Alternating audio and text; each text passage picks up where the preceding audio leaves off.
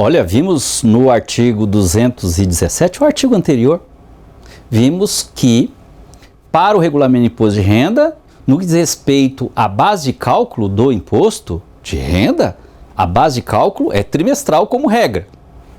Ah, mas existe agora, aqui no artigo 218, a opção do regime anual. Olha aí na tela. Seção 2, da apuração anual do imposto sobre a renda. Artigo 218. A pessoa jurídica que optar pelo pagamento, isso é muito importante na hora de interpretar as instruções normativas e as soluções de consulta que batem cabeça toda hora os profissionais nesse país.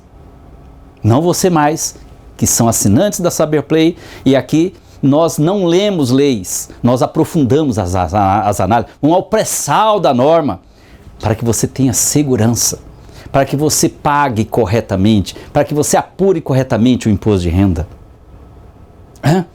Saiba que em nível legal, o regime anual é uma, o quê? Opção. Então, a regra, no que diz respeito ao período de apuração, se te perguntarem, qual é a regra? Para o regulamento de imposto de renda. Regra, no que diz respeito à base de cálculo do imposto de renda, no lucro real, é trimestral. Regime anual é uma exceção à regra. É o que? Uma opção. Pode. Olha aqui, artigo 218. A pessoa jurídica que optar pelo pagamento, porque a regra é o artigo 217, é trimestral real. A pessoa jurídica que optar pelo pagamento do imposto sobre a renda na forma estabelecida nesta seção, deverá apurar o lucro real em 31 de dezembro de cada ano. O que quer dizer isso na prática? Quando você vê uma instrução normativa, uma solução de consulta, regulamentações da Receita Federal, manuais da Receita Federal, que de acordo com o Código Tributário Nacional, são normas complementares da legislação do imposto de renda. Então, ali no texto, entenda que ele sempre considere que quem está redigindo ali o esclarecimento, o posicionamento da Receita Federal, ele está tomando o pressuposto que o trimestral real é regra, o anual é exceção, o trimestral real é regra, o estimado, melhor dizendo, o anual com estimativa mensal é o quê? Uma alternativa. Pode optar, é uma opção. O regime anual é uma opção em relação à regra de período de apuração trimestral real. Isso é importante para ir entendendo, para interpretar. Por isso que as pessoas chegam a conclusões erradas na hora de ver regulamentações infra-RIR, digo, instrução normativa, solução de consulta, manuais de ECF, DCTF, SPED contábil. Quantas confusões geram pela má compreensão da sistemática, da estruturação da legislação do imposto de renda. E o RIR é uma consolidação de toda a legislação do imposto de renda. Tá, ótimo. Ok. E está me fazendo lembrar, inclusive, vocês se lembram daquela regulamentação anterior da Receita? Olha, quem optar pelo regime anual, se tem saldo negativo de ano anterior, não pode usar esse saldo negativo para preencher decompte e quitar o IR estimado. O que é IR estimado? Mas isso está cobertando receita bruta e o balancete acumulado. Má compreensão, quem domina regulamento de imposto de renda não teve dificuldade. Inclusive, dei seminários nesse país explicando essa situação, preocupado até com o público nesse sentido, pela relevância do tempo. Pela relevância do tempo. Escrevi um artigo sobre isso, circulou aí em nível Brasil. Ora, é só observar a sistemática, como está estruturada a legislação. Então, regra trimestral real. opção regime anual. No meu regime anual, eu posso recolher IR estimado, a antecipação do estimado. É com base na receita bruta ou balancete acumulado. Ah, tá. Quando o legislador fala, professor, que no regime anual eu recolho pela estimativa. O que quer dizer estimativa? Estimativa pode ser receita bruta ou balancete acumulado. Aí é comum, já vi para lá e para cá, raciocínio, data vênia até análises jurídicas nesse sentido, dizendo, para lá e para cá, e o debate sempre é válido. Entretanto, quero avisar aos colegas, aos profissionais da contabilidade, que quando a norma fala estimativa, quer dizer com base na receita bruta ou balancete acumulado, a não ser que a Receita Federal está ressalvando. A não ser que a Receita Federal, olha, a estimativa com base na receita bruta deve ser feito o recolhimento com base no código DARF tal. Aí ele está dizendo, especificando que é estimativo com base na receita bruta. Mas se constar numa regulamentação da Receita Federal, a semântica estimativa, a estimativa do imposto de renda, lá. Se ele não abrir essa estimativa, a coberta receita bruta e balancete acumulado.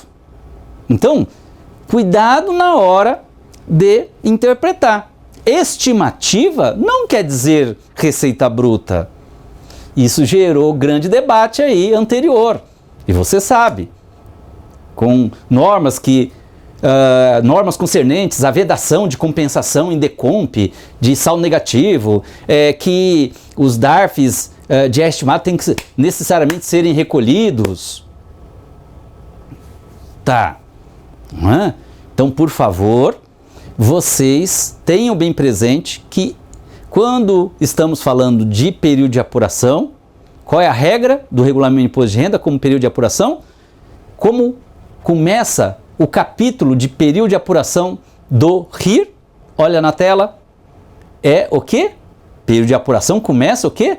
Olha o artigo 217 na tela. O imposto sobre a renda das pessoas jurídicas será, norma impositiva, regra legal, será determinado com base no lucro real trimestral, sim, encerrados a cada trimestre, 31 de março, 30 de junho, 30 de setembro e 31 de dezembro.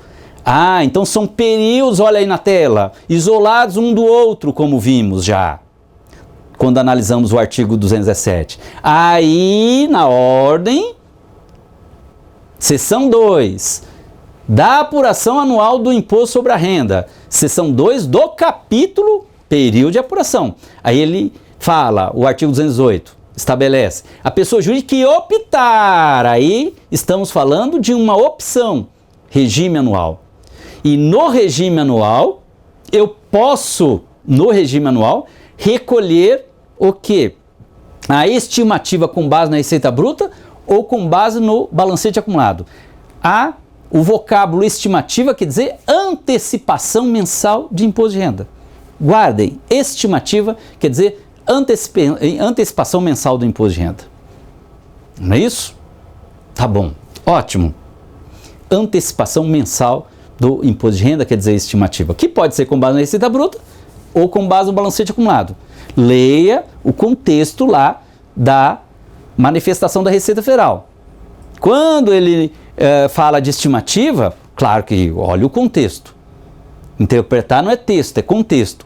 Se está lá só estimativa, no contexto legal lá, cuidado. Estimativa quer dizer com base na receita bruta ou balancete acumulado, a não ser que lá no texto está ressalvado. Entendido? Tá bom. Da apuração anual do imposto sobre a renda. Artigo 218. Reforço, pela relevância do tema. A pessoa jurídica que optar pelo pagamento do imposto sobre a renda na forma estabelecida nesta seção deverá apurar o lucro real definitivo em 31 de dezembro de cada ano. Parágrafo único. Nas hipóteses de que tratam os parágrafos 1º e parágrafo 2º do artigo anterior, 217, o lucro real deverá ser apurado na data daquele evento. Nós já vimos os parágrafos 1º e 2º do artigo 217, querendo ver a análise desses parágrafos, do que cuidam esses parágrafos. Fusão, cisão, incorporação e extinção de empresa. São eventos especiais, tem que providenciar balanço especial. Lá no artigo 217 é período trimestral. Você tem que levantar balanço especial na data do evento. Data que aprova a deliberação do evento especial. Como vimos lá no artigo 217, onde eu detalho essa figura da data do evento. Tá. Se você está no regime anual, tá, e desdobrando aquilo que nós vimos lá no artigo 217, eu aprovo numa ata, eu aprovo o protocolo de incorporação, fusão, cisão, ou o distrato social, extinção da empresa, enfim, a deliberação societária, data das assinaturas dos sócios acionistas que aprovam a fusão, cisão, incorporação, extinção da empresa. 31/8. Tá bom, então tem que providenciar um balancete mensal acumulado de 1º de janeiro até 31 de agosto. Tem que providenciar um balanço específico na data do evento. Não vai ser período base definitivo só em 31/12.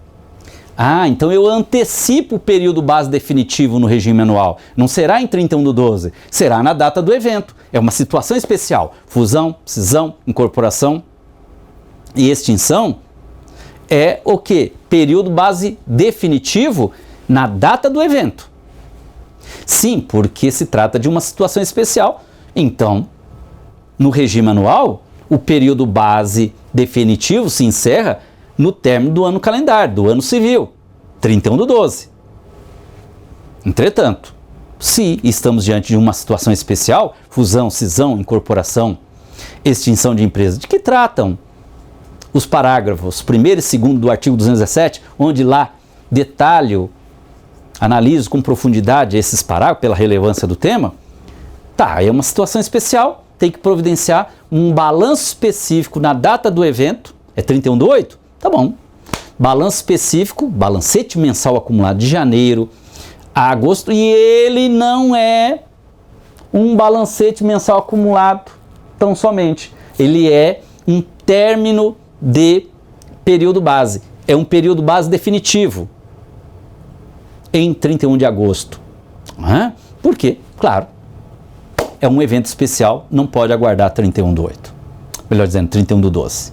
31/8, no nosso raciocínio, é a data do evento especial. Eu tenho que levantar um balancete específico na data do evento, como vimos. Vale a pena, querendo uma análise mais aprofundada quanto a essa situação especial, como apurar base de cálculo do imposto de renda, quer no trimestral real, quer no regime anual, num evento especial, fusão, cisão, incorporação ou extinção, vá no artigo 217 e lá eu detalho essa figura do balanço específico a ser levantado na data do evento. Aquela análise da necessidade de um balanço específico na data do evento, o artigo 218, parágrafo único, está dizendo que eu devo observar nas situações especiais, fusão, cisão, incorporação e extinção, devo observar a necessidade de levantar um balanço específico na data do evento, e o que está lá no parágrafo 1º, bem como no parágrafo 2º do artigo 217, vale para o regime trimestral,